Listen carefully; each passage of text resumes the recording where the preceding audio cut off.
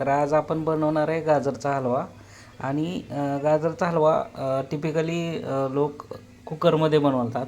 तर आपण कुकरचा यूज न करता कमी साहित्यामध्ये आपल्याला गाजरचा हलवा बनवायचा आहे. तर त्यासाठी आपल्याकडे जे साहित्य आहे ते तुम्हाला दाखवतो.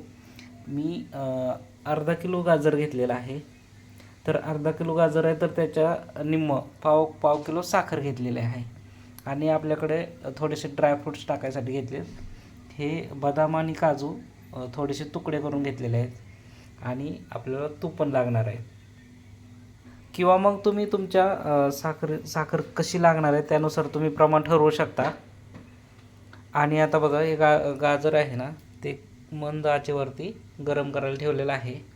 आणि आता हे थोडंसं गरम झाल्यानंतर त्याच्यामध्ये आपल्याला तुपाची एक छोटी वाटी तूप टाकायचं आहे. आता मित्रांनो, आपण परतून घेतलेलं आहे थोडंसं गाजर. आणि आता गाजर परतून घेतल्यानंतर त्याच्यामध्ये पाववाटी तूप टाकलेलं आहे. मित्रांनो, हे तूप टाकल्यानंतर 10 ते 15 मिनटं आपण हे गाजर परतून घ्यायचं आहे. मग हे परतून झाल्यानंतर असं मऊसरपणा येतो गाजराला. आणि मग त्याच्यामध्ये आपण साखर ॲड करणार आहे.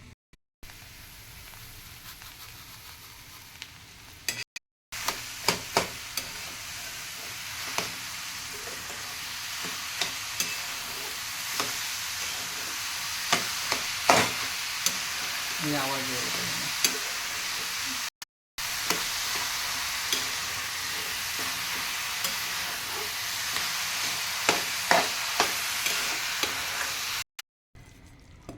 आता आपण याच्यामध्ये ड्रायफ्रूट्स मिक्स केलेत.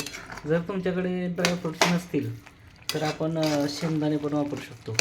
त्याने सुद्धा अप्रतिम चव येते.